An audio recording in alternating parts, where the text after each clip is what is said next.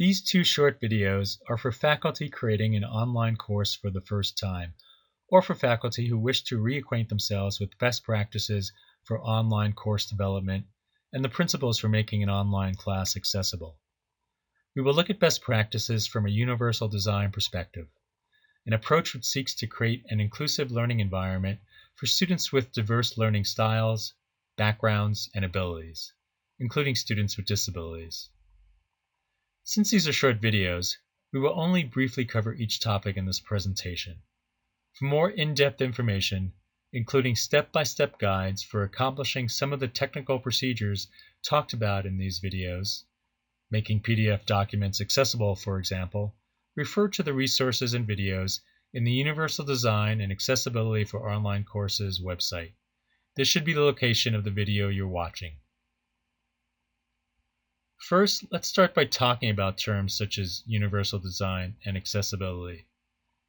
Accessible means a person with a disability is afforded the opportunity to acquire the same information, engage in the same interactions, and enjoy the same services as a person without a disability in an equally effective and equally integrated manner, with substantially equivalent ease of use.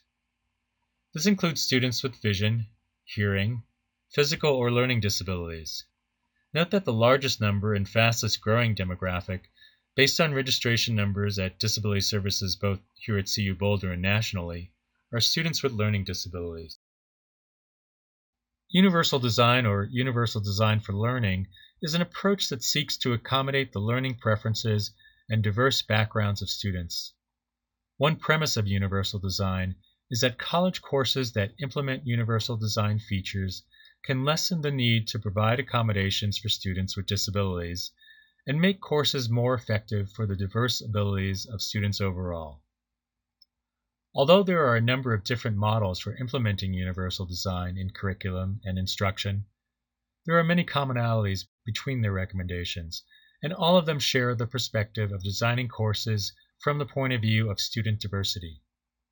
A sampling of some of these recommendations include creating multiple ways for students to demonstrate their knowledge, designing teaching methods that consider diverse learning styles, abilities, ways of knowing, previous experience, and background knowledge, providing timely and constructive feedback, communicating clear expectations, promoting interaction among and between faculty and students. We'll talk about some ways of incorporating universal design for learning principles into online instruction over the next few minutes. It's important to note that there is no clear demarcation among what we term best practices, universal design, and accessibility. For example, you might consider captioning a video an activity related solely to accessibility. In other words, providing access for students who are deaf or hard of hearing. However, studies have shown that captioning increases user engagement for viewers overall. Captioning also benefits those students whose native language is not English.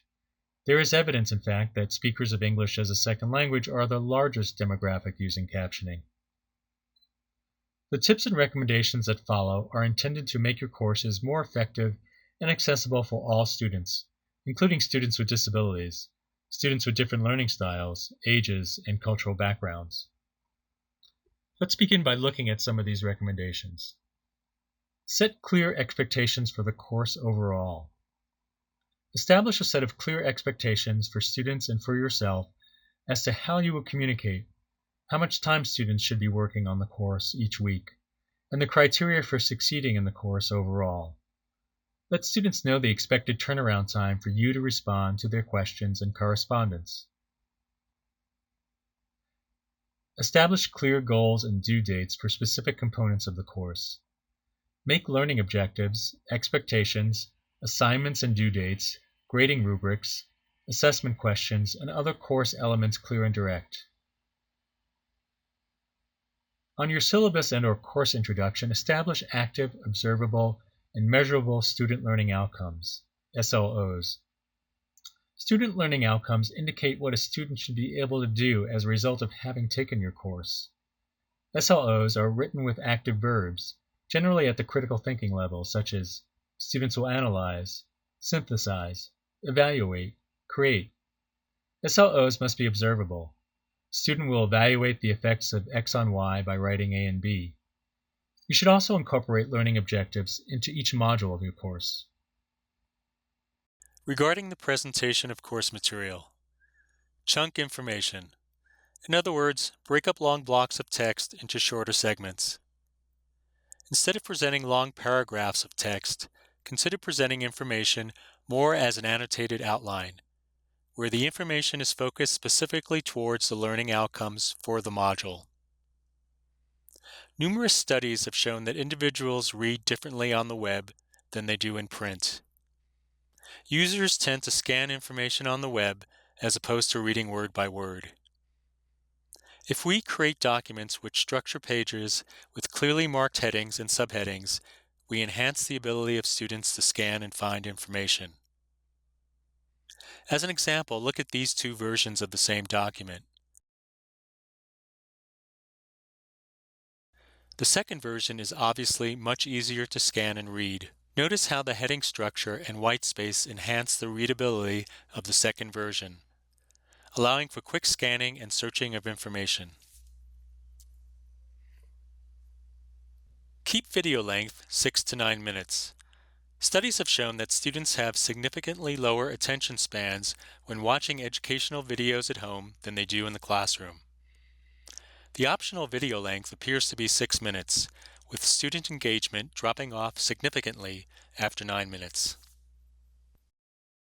Use multiple ways of presenting information: pictures, graphs, video, audio, music, text, color.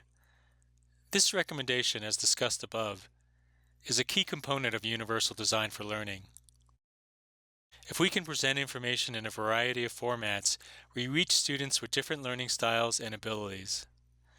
In addition, it helps everyone to receive information in different types of modalities. Students who fail to grasp key points of a reading assignment may be able to better understand the same or related material when presented as a video or audio.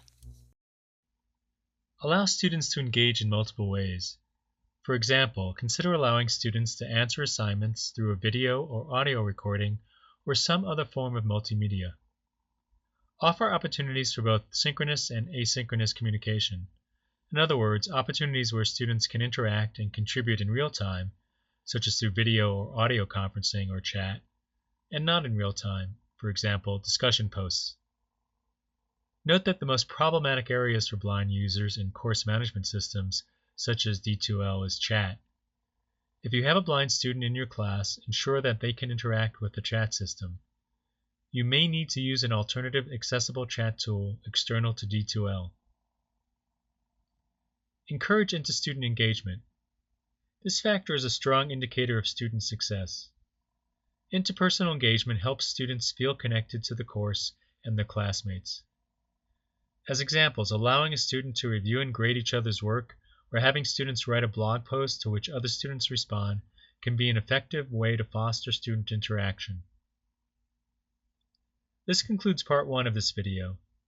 In part 2, we will continue with best practices with more of an emphasis on accessibility issues.